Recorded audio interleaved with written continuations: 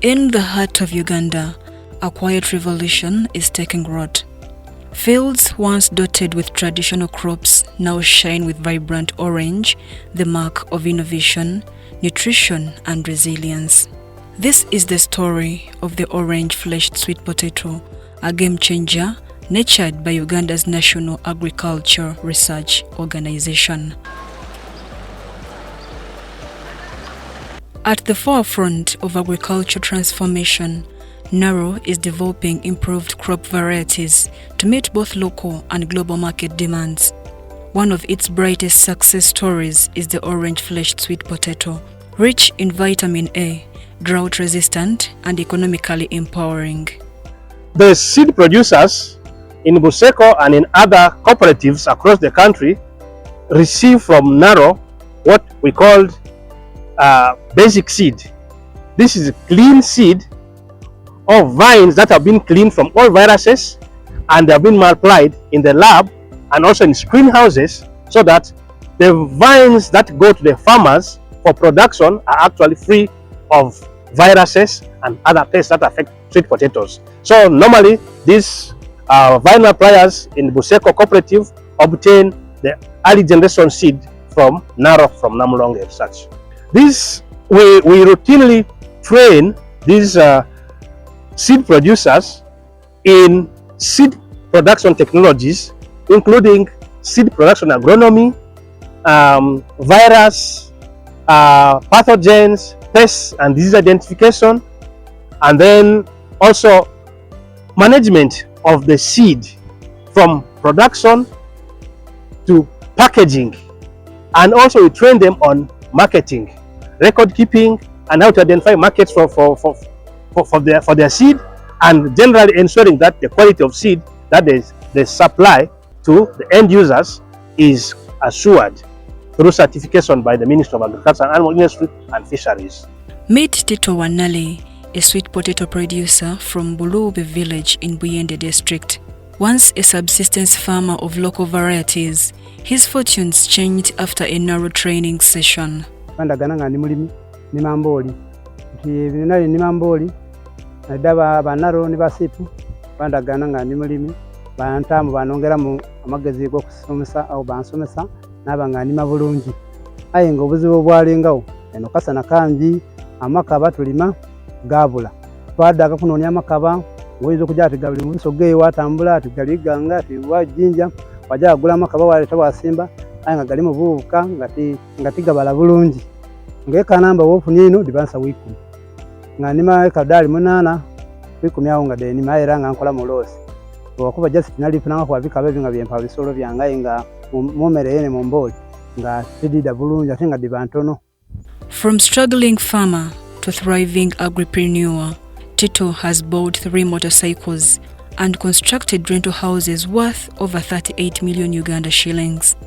Ntera gatundamu wakati wa tandika mitwalo ebiri kitundu mitwalo ebiri mulala kitundu kisinzira lugendo kiri tutambuliramu eri wabano nabuno neno n'omutwalo mulala 200 mulala 3 nkufunira n'omutwalo kusinzira mu bungi bwoenda ki amalagala mbana kutandika owensa wendala otwala ku n'emitwalo 15 kwa ku sample watwala kamalagala gaife wabona ku emyezi ebiri kitundu waira wagula mu bungi amalagala kusinzira kye bagakoze ntunda oboli kapitolwa oboli mbalala tukizagala niwe amalagala waida wasasula sente obakwa waereto ejeno soba kusindika sente natwike nasala amalagala ago atwike matoka nawereza oli eyo yona butisawe no wendi nali makulu twere mboli season tamu yawaku nade nafuna mu pikipiki edo nadifuna mu mwaka ogwo nade nagula mu kizimbe kya milioni 38 agulera muki malagala era malagala mfuniye muti tikoba nti obaki olima malagala ga myezi 2 okusalako kaye myezi 2 ngosalako niwo kujja kusimba mbuli era wena myezi 2 kitundu 3 ngolo kutola mbuli kale abalimi mwego kuido kulima mbuli. In Nachibongulya village, Kamuli district, Babiri Betty has turned vine multiplication into a sustainable business. Abasipu ni nalo banonereza abalimi bandagana nga ndi mulimi wa mbooli kuba amakaba ge baagaba bayagaana ng'abandi baagaita aye nze zenkani nze nali nago mu Buloobya bandeta twajja twasoma Kamuli farming as a business baatugaziyiza mu ndowooza otwali tulimanga obw'embooli baatwegesa n'okusimba amakaba gano twagazaaza ng'ensigo era bwe twalima embooli edo yona yali competition n'abasinga bampa akatimba kano mwenzaake z'amakaba bwe ngatoola wano ngatwala mu kibali ifu nga gamaze emyezi 2 ntwagazaakiza kayi mu kibali me twasobola okutoba mu bikata oba okuguza abenda ogagula butimpega nkugwike bizinesi y'amaani nguza university ng'ayiwa university naaguza amasomero naaguza abalimi abenda okugula amakaba era bizinesi ngiboine nga nungi. Betty's success is rooted in innovation, knowledge and a screen house she maintains with earnings from her vines. Olina okubona nti oba kwakasana kuba gogazira ku season olina ogafukirira egaida okwakasana egaida ku ebiwuka olina ogafuwera kuba ebiwuka biyinza okulyako amakoola waloba kufuna kyoyenda n'okwo okulabirira kwolabirira n'obutazika wamanya nti kyoli kukola okitegeera bulungi ate kisanusa abantu kikuwa akatale buno obuntu buno tuturakinga biwuka kuba kayinza okubona niga keesegeenya kayingira aye kabona yero kayina kuno ntaako ebizigo gekagwako nga kasigala okwo embooli enongoose daamu nungi ino kubanga do woodirima eba shuwadiru ng'olina okufuna era waatunda era nze buti ndina abaidukulu bangi aye mbaweererera okuva mu makaba gano nga titaireeku na mbooli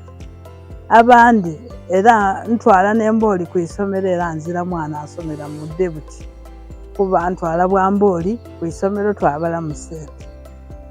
Former politicians Namsubo Edith Rehma from Uganda district discovered the power of the orange sweet potato through a Caritas Uganda training. I began like a CRP where I was elected as a seed by the SIP, Harvest Plus and Naro. And they gave me the other small net which you have stayed with until 2024, which the government gave us this one. After serving them in my sector program, nutrition program, which carried out those back years, because the people will say, why are you in the net? Why are you taking the vines in the net? Why are you? But here it is doing what? Getting the good yield without diseases, so that they can do better in the field, so that we can get the roots. She and her group members were doing value addition using the local varieties, which limited production. But for us, we are doing that in the other potato, and we are just putting food color to get what? To get. But this one, they find us when we know how to get value addition in potatoes, doing chapati, mandazi, pancakes, juice, and whatever, like a jam. But when they found us there, when they told us these vines, we said, no, now this one, it can do better in our products. So that is why we stopped immediately from there. We stopped. And for me, actually, I had gained a bad habit. If I don't have orange sweet potato, I don't want to eat potato, because I had already stopped eating potato because of ulcers. But this one I eat. The private sector is also embracing the transformation. John Paul Okelai, Director, JP Management Foundation, was trained under a Danida program aimed at boosting orange sweet potato exports. And this challenge had to do with the amount of sweet potato produced that meets the stringent export grade. Our analysis showed that only 45% of what could be harvested in the field would qualify to go for export. So it left a challenge of what to do with the 55%. And that is a significant quantity if you are going into commercial production. So we had to engage with the sponsors of the project, which was Dadida, funded through Dan Church Aid, and brought this to their attention and said that besides developing the export market, we need to come up with a strategy to develop the local market for sweet potato. Because as the market stands currently, sweet potato is an entirely household market. And even within the household market, it is a food that is consumed by the low-income earners, especially in the peri-urban areas and then the rural areas of Uganda. The foundation has taken lead in training artisan bakers with an aim of absorbing part of the orange-fleshed sweet potatoes. Because Dan Church Aid challenged us and said, what options do you have to provide us for this? So we looked at developing a number of composite products that incorporate sweet potato.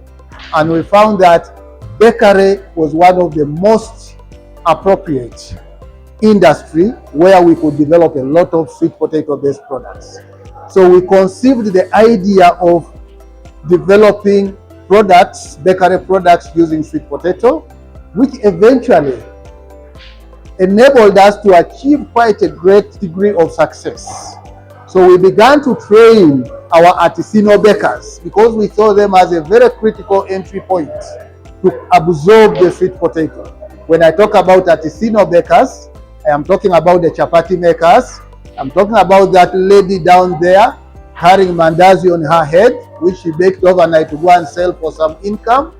And we are talking about youth who need something that is challenging and brings income very quickly.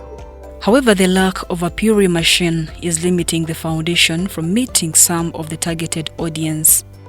If we had the puree machine, that would give us a greater latitude to support the industry in terms of providing market, because then much of the flour we are using currently would direct it into other products development such as composite flours, sweet potato mixed with maize flour, millet flour, and other forms of flours. Soybean flour provides a wonderful porridge, for instance, which is good for children, good for our expectant mothers.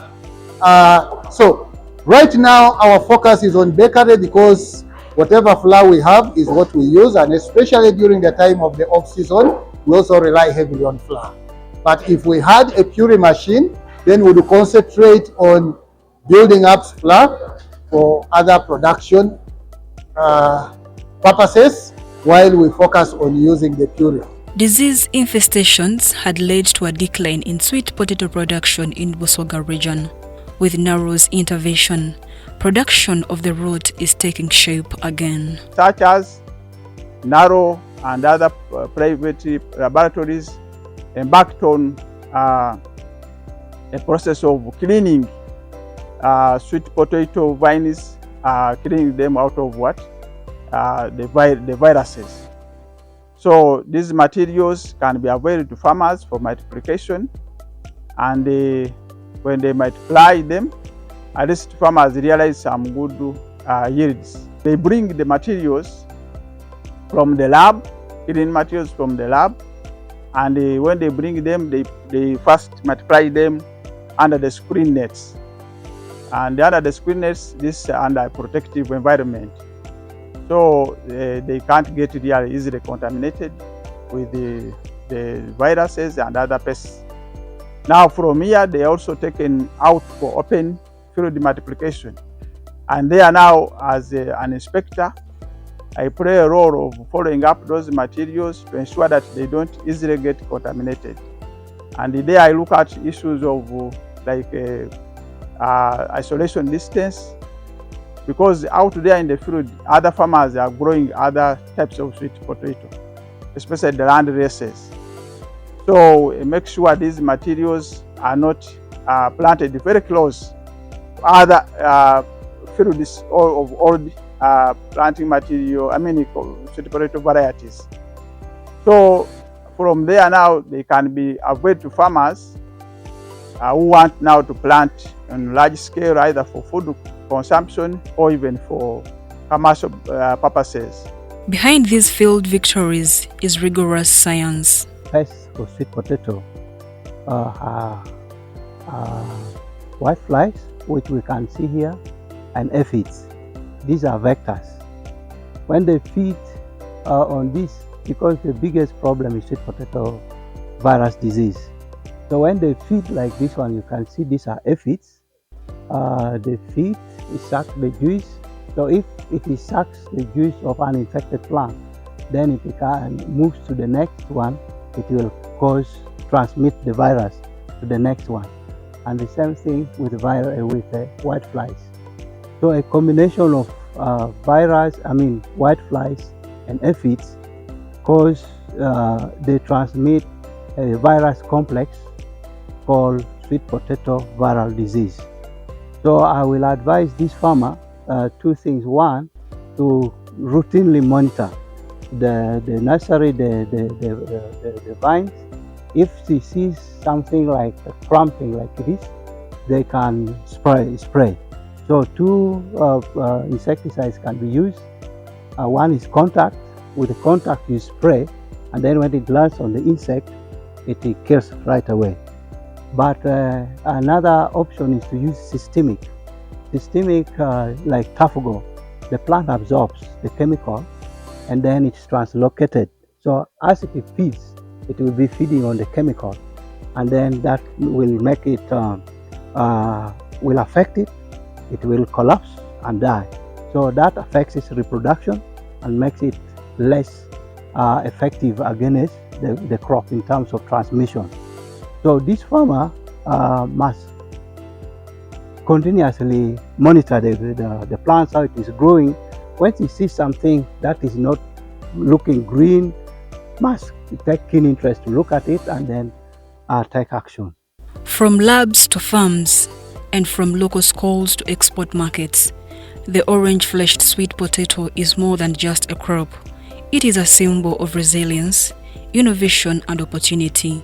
At the 13th Africa Potato Association Conference in Uganda, these stories of transformation will take center stage and inspire the continent.